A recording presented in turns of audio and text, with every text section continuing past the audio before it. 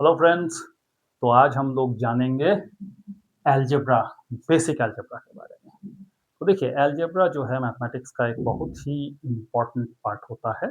इस ब्रांच में हम लोग कांस्टेंट और वेरिएबल्स के साथ खेलते हैं। जब भी हम लोग को कुछ अननोन चीज़ पता करना रहता है और हमारे पास कुछ शर्तें होती हैं, तो उन शर्तों को मानते हुए उस अननोन चीज़ के साथ खेल करके मतलब कैलकुलेशंस करके हम लोग उसका मान वगैरह निकाल सकते हैं। साथ में टर्म्स को जोड़ना, घटाना, ये सब करना, ये सारा चीज़ अलजेब्रा का है, ठीक है?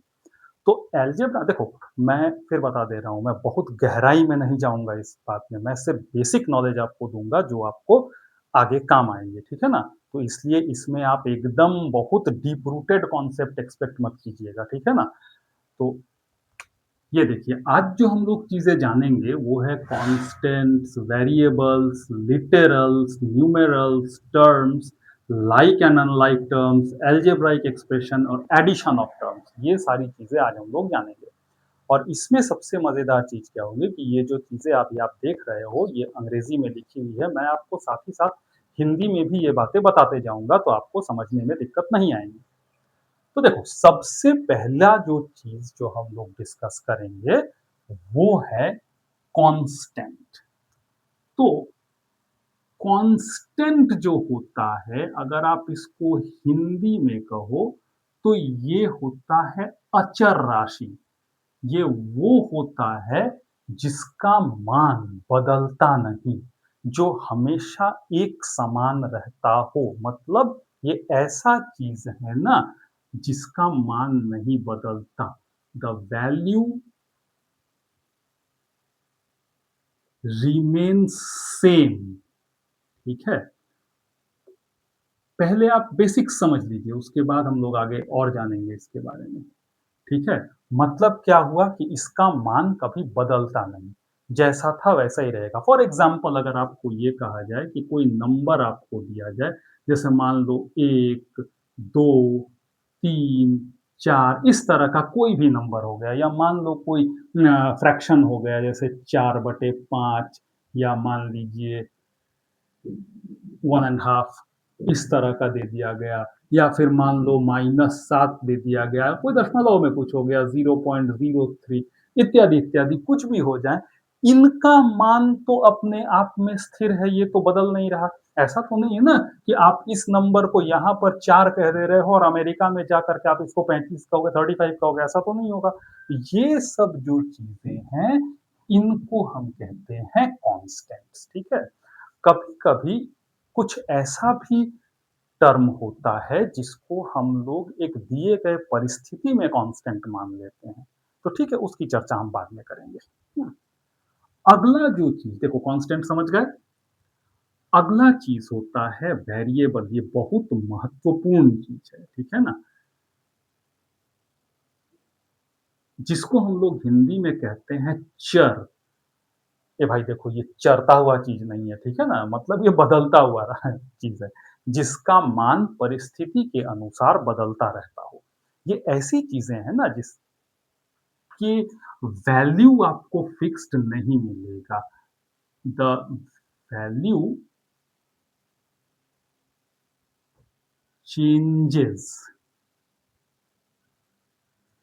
According to situation. देखो, मैं पुनः आपसे एक बात कह रहा हूँ, ये वीडियो जो है आपको बेसिक सिखाने के लिए है, ठीक है ना।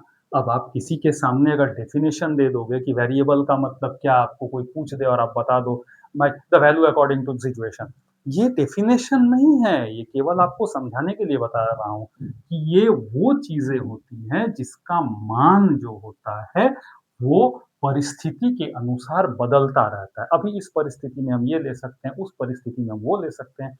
इन सब चीज़ों को X, Y, Z, U, V इस तरह के अक्षरों से दिखाते हैं, ठीक है? अब जैसे मान लीजिए किसी सिचुएशन में आपने एक्स का मान को 1 पकड़ लिया, ठीक है, पकड़ लिया, अच्छी बात है, आपका मन कर रहा था, आपने ले लिया, x = 1। हो सकता है कुछ ऐसी परिस्थिति आए जहाँ पर x का आंसर आपका 3 आ रहा हो, तो देखो कहीं पर ये 1 हो जा रहा है, कहीं पर वो 3 हो जा रहा है, तो इस प्रकार की राशि जो होती है, जिसका मान सिचुएशन के अनुसार बदलता रहता है, उनको हम कहते हैं वेरिएबल्स, ठीक है? और वेरिएबल दिखाने का अपना एक तरीका है, जैसे X, Y, Z, U, V, P, Q, M, N ये सब करके हम लोग वेरिएबल्स दिखाते हैं। हुँ, अब देखो इसी में एक हो जाता है न्यूमेरल्स। अब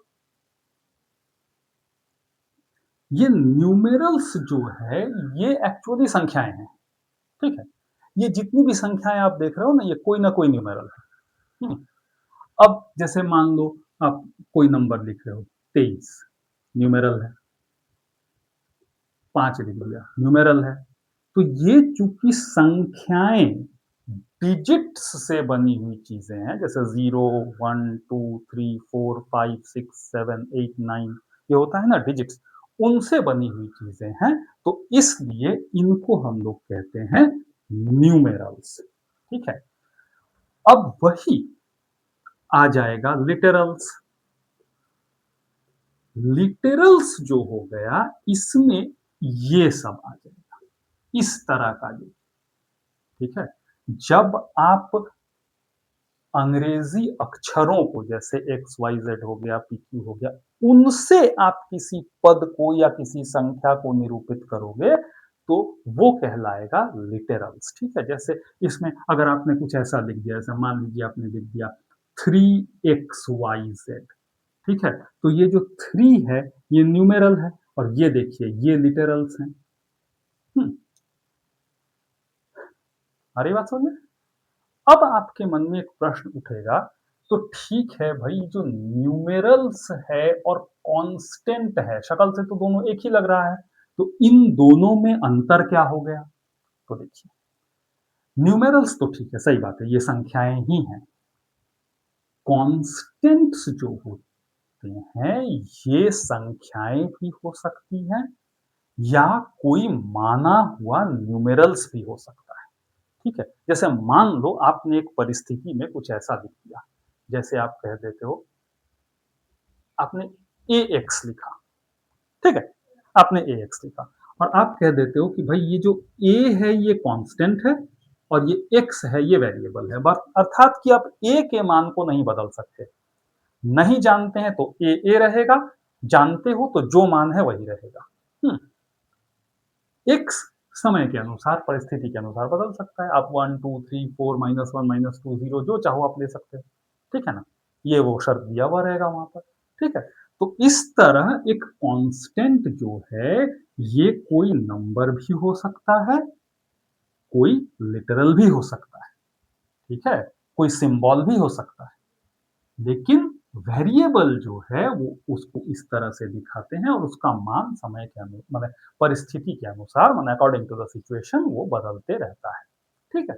चलिए, तो देखो हम लोग कहाँ-कहाँ तक क्या-क्या हम लोग समझ गए?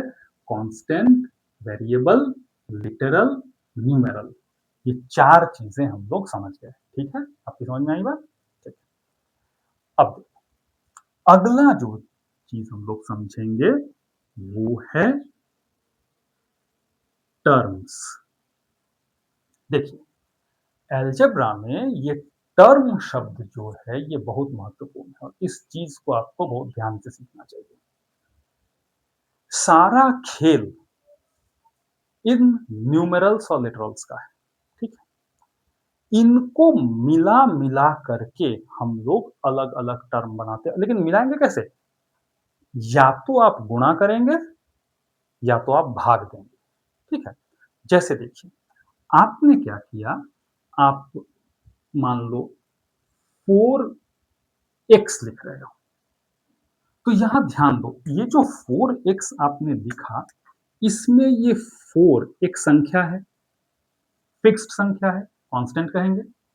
ये x बदल सकता है, ये एक वेरिएबल है, अभी के लिए लिटरल है, ठीक है? फिर जैसे मान लिया आपने ये लिखा एक्स वाई स्क्वायर, तो देखो एक्चुअली एक्स वाई स्क्वायर छोड़ो, अभी एक्स वाई ही ले लो। यहाँ क्या है, आपके पास ये जो x है, ये भी एक लिटरल है, y ये भी एक लिटरल है। ये दोनों ही वेरिएबल है, दोनों को आपने गुना कर रखा है। समझ गए? ठीक। या मान लो आपने ऐसा कुछ किया, 3/x, यहां आपके पास एक संख्या है और एक लिटरल है, इन दोनों को आपने भाग दिया है। ठीक है, मान लो आपने दो संख्याएं पकड़ ली, 5 और 6, इन दोनों को आपने गुना किया। तो देखो, गुना करने पर हम जानते हैं 5 को 6 से गुना करेंगे तो हमें 30 मिलेगा। तो यहां ये दोनों न्यूमेरल्स थे, गुना करके भी एक न्यूमेरल ही बना। तो इस प्रकार की चीजें देखो, जो कैसे आ रहा है, या तो कोई नंबर हो, या तो नंबर और कांस्टेंट, मतलब सॉरी, कांस्टेंट और वेरिएबल, मैं नंबर और कांस्टेंट बोल गया, वो नहीं, ऐसी बात नहीं है। कांस्टेंट और वेरिएबल का गुणनफल यानी प्रोडक्ट, समझ लो ना, गुणनफल यानी प्रोडक्ट हो, वो हो, या दो अलग अलग वेरिएबल्स गुना किए हुए हो। ठीक है, समझ रहे हैं? या तो कांस्टेंट और वेरिएबल में डिवीजन हो, भाग लगा हुआ हो, या फिर वेरिएबल का वेरिएबल से डिवीजन हो, वहां भाग लगा हुआ हो। जैसे महज आप ये मान लो ना, जैसे मान लो z/x है, भाग दिया हुआ है, ये इस तरह से है। या फिर ऐसे मान लो कि आप एक ही तरह के दो वेरिएबल्स को गुना कर रहे हो, x और x को, तो इसका नतीजा क्या आएगा, x का स्क्वायर आएगा। तो ये भी तो दो वेरिएबल का गुणनफल है। तो याद रखिएगा, जहां भी आपने गुणनफल लिया या भाग दिया, ये सारी चीजें टर्म्स कहलाएंगी। तो देखो, आप समझ रहे हो टर्म्स यहां कौन सा है जो टर्म्स बन रहा है। यार, ये मार्कर्स भी ना अच्छी चीजें हैं, बट तो कैप लगाना कभी कभी थोड़ा। तो ये देखो, आपके पास ये एक टर्म है, ये एक टर्म है, ये एक टर्म है, ये एक टर्म है, ये अपने आप में एक टर्म है, ये एक टर्म है। देखा, इस तरह से ध्यान दोगे तो ये जो 3xyz है, ये भी एक टर्म है, ये भी एक टर्म है। तो हम लोग टर्म्स का मतलब क्या समझेंगे, द क्वांटिटी या the expression formed by multiplying a constant and a variable, or multiplying two or more variable, or dividing a constant by a variable or variable by variable, or any constant itself is a term। तो term की परिभाषा ये हुई, ये है term. आप देख लीजिए, समझ लीजिए अच्छी तरह से। ठीक है, टर्म आई होप क्लियर हो गया होगा। अब हम लोग टर्म्स भी जान चुके हैं। चलिए, अब हम लोग जानेंगे लाइक और अनलाइक टर्म। उसके बाद हम लोग एल्जेब्राइक एक्सप्रेशन पर बात करेंगे। ठीक है, तब तक जरा इसे मिटाया जाए।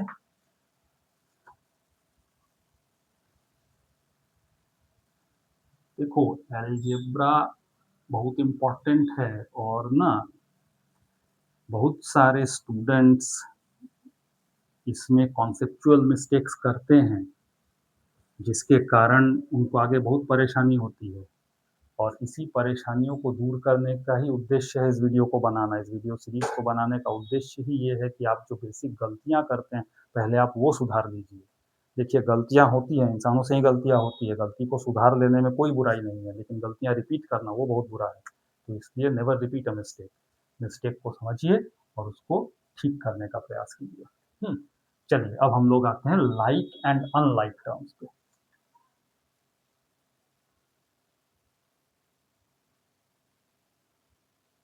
Like and unlike term.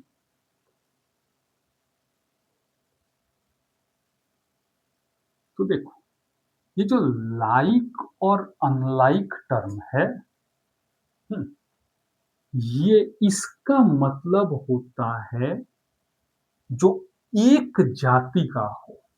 देखो, जाति का गलत अर्थ मत निकालना, ठीक है। सजातीय पद जिसको कहते हैं, हिंदी में इसे सजातीय पद कहते हैं। देखिए, आप अगर हिंदी मीडियम के स्टूडेंट रहे हो या आप अगर हैं और आप जिस बोर्ड में भी हो, ज़रूरी नहीं कि आप झारखंड बोर्ड में ही हो के ही हो, आप दूसरे हिंदी मीडियम बोर्ड के भी हो सकते हैं। वहाँ सजातीय की जगह अगर आप कुछ और वर्ड यूज़ किया जाता होगा तो वो मुझे नहीं पता, बट सजातीय एंड विजातीय, हुँ, जो भी हो। हम लोग बचपन में पढ़े थे ऐसे ही, तो देखिए मैं भी हिंदी मीडियम का ही स्टूडेंट रहा हूँ, तो अब क्या ही कहूँ। तो देखो, ये जो लाइक टर्म्स और अनलाइक टर्म्स होते हैं ना, इसको समझने का क्या है, यहाँ सारा खेल वेरिएबल का है, ठीक है? कोई भी 2 न्यूमेरल अगर पकड़ लो, जैसे मान लो आप 12 ले रहे हो और 35 ले रहे हो। ये दोनों लाइक टर्म्स हैं भई। क्यों लाइक टर्म्स हैं? इनको जोड़ सकते हैं हम, एकदम जोड़ सकते हैं। हुँ। फिर आप मान लो आपने ऐसे लिया 7x और 4x ले लिया। ये दोनों भी लाइक टर्म्स हैं। पहले आप लाइक टर्म्स का एग्ज़ाम्पल देख लो, फिर मैं बताऊँगा वो ये क्या हो रहा है। ये दोनों लाइक टर्म हो गए। फिर आप मान लीजिए -11y² पकड़ लिया और 2/3y² पकड़ लिया। ये भी लाइक टर्म्स है, ठीक है? मान लो आपने पकड़ लिया 6/xy और यहाँ पकड़ लिया -5/xy।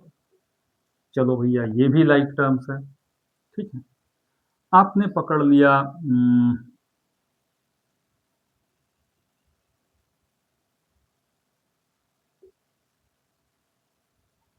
1/3 x² ये भी,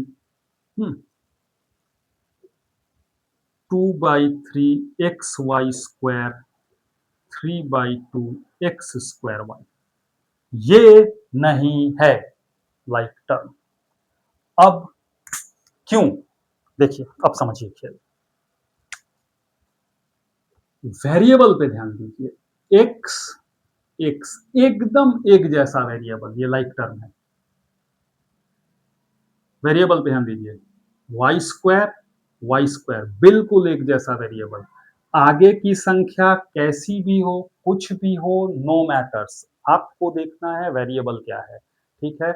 यहाँ -11 है, यहाँ 2/3 है, ठीक है? ये इंटीजर है, ये फ्रैक्शन है, लेकिन कोई फर्क नहीं पड़ता। वेरिएबल तो एक है ना, ये वाई स्क्वायर है और ये वाई स्क्वायर है, अर्थात ये दोनों लाइक टर्म है, ठीक है? फिर देखिए 6/xy माइनस 5/xy, यहाँ कौन सा वेरिएबल आ रहा है? 1/xy, ठीक है ना? एक्चुअली वो xy ही है, पर वो डिनोमिनेटर में है, तो इसलिए हम लोग 1/xy कहेंगे, ठीक है? यहाँ भी आप देखो, नंबर्स कुछ भी हो, 6 है, -5 है, नो इश्यूज। ये देखो, डिनोमिनेटर में xy, इसलिए ये लाइक टर्म है, ठीक है? अब इसी में मैं आपको बता दूं कि अगर ये ऐसे हुआ होता, सपोज 6/xy और -5xy, अगर ऐसा रहा होता और आप सोचते कि भाई यहाँ भी xy है, यहाँ भी xy है, तो ये दोनों लाइक टर्म नहीं थे। क्यों नहीं थे? क्योंकि यहाँ 6/xy है, अर्थात 6 गुना 1/xy ऐसा है, और ये है -5 गुना xy। देखिए ये कहाँ है और ये कैसा है? इस तरह से ये लाइक टर्म्स नहीं होता, ठीक है ना? फिर देखो, आप इसको देखो, x²yz, x²yz, यहाँ भी देखो, ये है x² है और y और z है, ठीक है? देख रहे हो? यहाँ भी देखो x²yz बिल्कुल एक जैसा वेरिएबल है, ये भी हो गया आपका लाइक टर्म, ठीक है ना? अब देखिए, इस केस में मैं आपको एक और बात बताता हूँ, कभी-कभी आपको हो सकता है इस तरह से मिल जाता है, ये यही चीज़, इसी एग्ज़ाम्पल को आप लो, तो अगर ऐसे हो 3x² हो और कोई अगर इसको ऐसे लिखते yzx², तो भी ये लाइक टर्म कहलाएगा। क्यों कहलाएगा भाई? ये देखो एक्स स्क्वायर यहाँ है, एक्स स्क्वायर यहाँ है, वाई जेड है, वाई जेड है, तो ये लाइक टर्म है, बिल्कुल है, ठीक है। लेकिन जो ये अंतिम वाला एग्जाम्पल है, अब तो आपको स्पष्ट हो गया होगा कि लाइक टर्म क्यों नहीं है, क्योंकि यहाँ है एक्स जबकि यहाँ है एक्स स्क्वायर। बस हो गया, कहानी खत्म। ये दोनों लाइक टर्म नहीं है, क्योंकि वेरिएबल भले एक्स वाई यहाँ भी है, एक्स वाई वहां भी है, लेकिन जरा पावर देख लो, यहाँ x की पावर 1 है, यहाँ x की पावर 2 है, तो दोनों तो मैच नहीं किया, अर्थात ये वेरिएबल कंप्लीटली अलग है, ये वेरिएबल कंप्लीटली अलग है, इसलिए ये दोनों लाइक टर्म नहीं होंगे, ठीक है। आई होप आपको लाइक टर्म भी समझ में आ गया होगा, like and unlike term, so we tick it, ये भी आपने कर लिया। अब महत्वपूर्ण बात, ये जो लाइक और अनलाइक टर्म है, इनके साथ हम क्या व्यवहार कर सकते हैं? इनको हम जोड़ सकते हैं, ठीक है। याद रखिएगा, एडिशन जब होगा अलजेब्रा में, इन चीजों का जब आप टर्म्स को जोड़ेंगे, हमेशा याद रखिएगा, only like terms can be added. इस चक्कर में, इसमें बहुत सारे स्टूडेंट भयानक भयानक गलतियां करते हैं, ठीक है। अब जैसे देखो, हम लोग लाइक टर्म जोड़ रहे हैं, इन्हीं दोनों को जोड़ के देखते हैं। 7x में आप 4x जोड़ोगे, तो देखो ऐसा है ना, जब लाइक टर्म जोड़ते हैं तो आप क्या देख रहे हो कि जो वेरिएबल है वो वेरिएबल अपने जगह पर रह जाएगा, ठीक है, समझे ना, वो वेरिएबल रह जाएगा।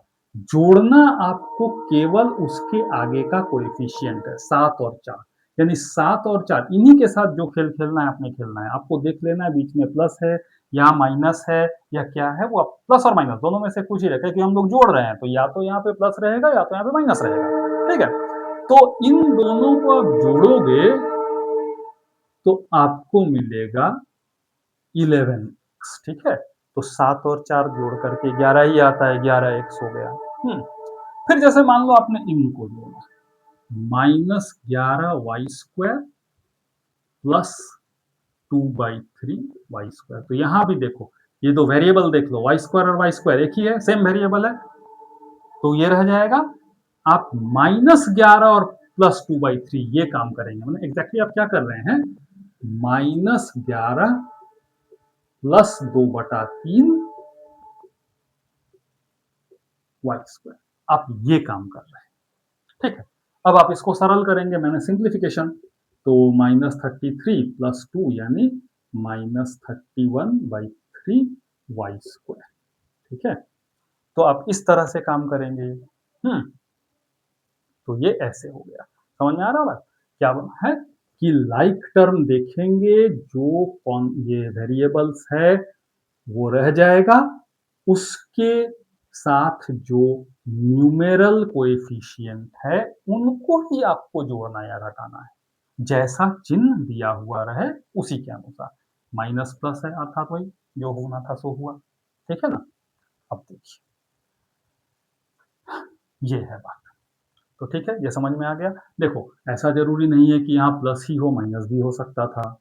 जैसे मान लो अगर आपको ये वाला जोड़ने दिया जाए, इस तरह से कर दे कोई कि 6/xy माइनस कह दे कि देखो भैया आप ना ये करके दिखाओ, तो सिंपल सी बात है, इसमें वेरिएबल कौन सा, ये एक्स वाई है, 1/xy है, तो इसको आप कैसे जोड़ रहे हो, 6, ये माइनस माइनस क्या हो गया, प्लस हो गया, 5 1/xy, यानी 11/xy, ये हो गया आपका आंसर, ठीक है। तो इस प्रकार से लाइक टर्म्स को जोड़ते हैं, और याद रखिएगा आप जोड़ेंगे घटाएंगे तो सिर्फ लाइक टर्म्स को ही आप जोड़ेंगे घटाएंगे, ठीक है ना, अनलाइक टर्म्स को आप जोड़ घटा नहीं सकते। यहाँ देखिए, मैं आपको कुछ स्टूडेंट्स की कॉमन मिस्टेक्स बताता हूँ, और ये मिस्टेक्स जो है ना बहुत ही घातक मिस्टेक होता है। इतने लोग करते हैं, मुझे आश्चर्य होता है देख कर के। सबसे कॉमन किया गया मिस्टेक, जैसे मान लो किसी को आपने 5 + 6x करने दिया, वो बंदा क्या करता है 5 और 6 को जोड़ देता है और यहाँ कहता है 11x होगा। भाई साहब, नहीं होगा। अरे यार, ये अकेला एक टर्म है, ये अलग चीज है, ये एक कांस्टेंट है जो सिर्फ 5 है और कुछ नहीं। यहां 6 के साथ वेरिएबल है, 6x है, तो आप 6x में 5 कैसे जोड़ सकते हो? नहीं जोड़ सकते ना आप। देखो, लाइक टर्म और अनलाइक टर्म को जोड़ने का ना बिल्कुल ऐसा ही हो जाता है जैसे आपको कोई ये कह दे कि भाई आपके पास 5 आम है और आपको मैंने 6 केले दिए, तो बताओ कितना हो गया? अब आप कहोगे कि 11 हुआ, 11 क्या हुआ भाई? 11 आम हुआ कि 11 केले हो गए कि या 11 अकेला हो गया, क्या हो गया? कुछ नहीं हुआ ना। हाँ, अब आप फल भी नहीं कह सकते 11। आपने कहा कि नहीं मेरे पास 11 फल हो गए, तो फल भी तो बहुत सारा होता है, वो तो नाशपाती होता है, अंगूर होता है, लीची होती है, बहुत कुछ होता है। क्या होता है? ठीक है ना? तो you can't simply say that mango and banana together make all the fruits, ऐसा नहीं है, गलत बात है। तो इसी तरह से आपको अगर कोई कह दे कि भाई तुम 5x और 6y को जोड़ दो, नहीं जोड़ सकते सर, नहीं जोड़ सकते। क्यों नहीं जोड़ सकते? क्योंकि यहाँ पर ये जो वेरिएबल है वो अलग है, ये वेरिएबल बिल्कुल अलग है, ये दोनों टर्म ही अलग है, अनलाइक टर्म्स है ये, इनको नहीं जोड़ सकते, इसको ऐसे ही छोड़ देना है। ठीक है? इसको कभी भी गलती से क्या दुःस्वप्न में भी आप इसको 5 और 6 को जोड़ करके 11xy नहीं लिखेंगे। ठीक है? ये बातें याद रखिएगा। तो हम लोग अभी एडिशन ऑफ टर्म्स भी जानेंगे। ठीक है? ठीक। अब हम लोग आज अंतिम चीज जानेंगे, वो है एल्जेब्राइक एक्सप्रेशन। ठीक है? थोड़ा सा धैर्य धरिए, मिटा देता हूँ फिर समझा देता हूँ।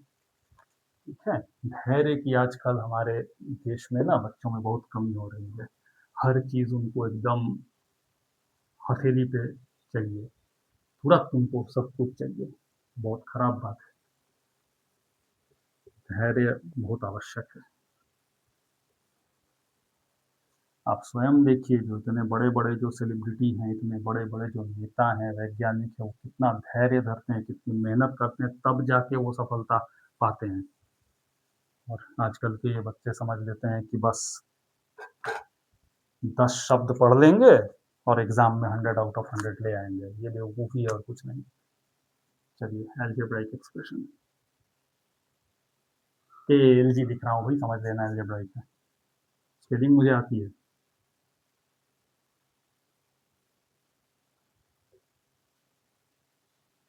अब देखो, अब टर्म समझ गए। जो भी टर्म्स हैं, इनको अगर आपस में जोड़ के घटा करके लिखा जाए तो वो अलजेब्राइक एक्सप्रेशन बनेगा। यहां लाइक टर्म्स जोड़ करके हम सिंगल एक्सप्रेशन ले आएंगे, और अगर अनलाइक टर्म्स है तो वो जुड़ेगा नहीं, वो केवल एक एक्सप्रेशन कहलाएगा। राइट? देखो, जैसे आपने ये ले लिया 2x² प्लस 3x प्लस 5, एक अलजेब्राइक एक्सप्रेशन है। ठीक है ना? क्यों है? क्योंकि इसमें दो या दो से अधिक टर्म यानी पद आपस में जोड़कर बनाए गए हैं। तो ठीक है, ये क्या हो गया? An expression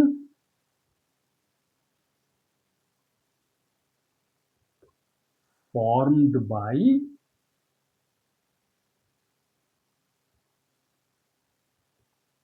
adding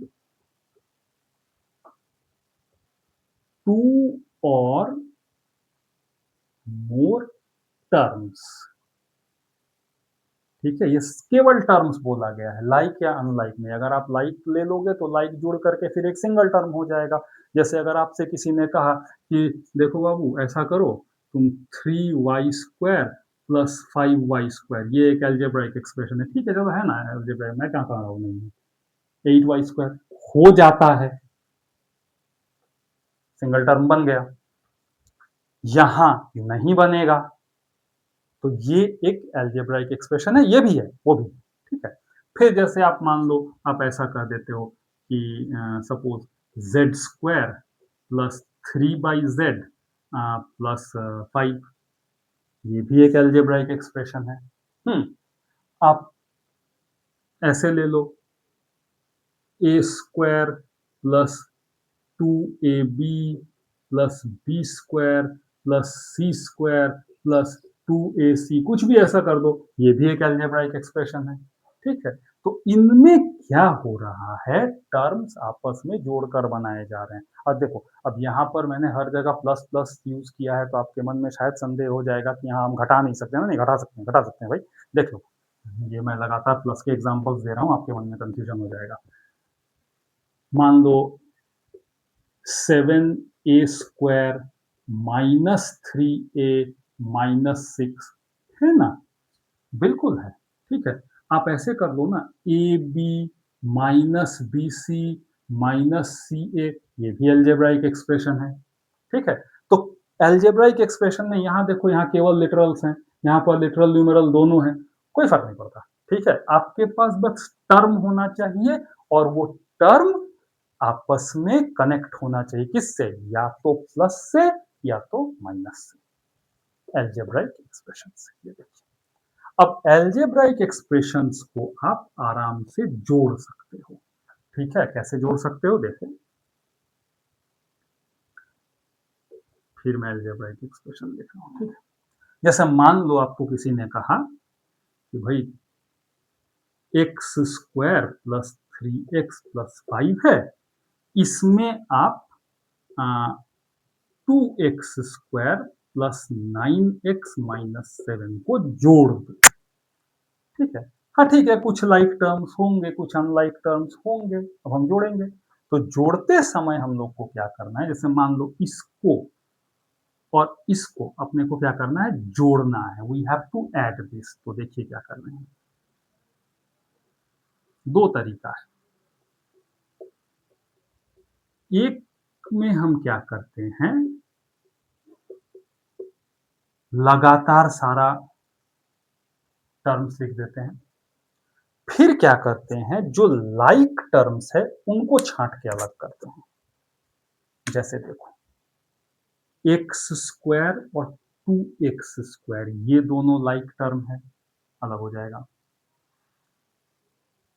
3x 9x, ये दोनों लाइक टर्म है, अलग हो जाएगा। 5 माइनस 7, ये दोनों लाइक टर्म है, ये अलग हो जाएगा। अब आप सोच रहे होंगे, यहाँ पर माइनस को घेर दिया है, यहाँ प्लस को नहीं घेरा है, प्लस तो रहेगा ही। तो अब आप क्या करेंगे, इसको इसमें जोड़ेंगे, x² प्लस 2x², यही दोनों ऐड हो सकता है।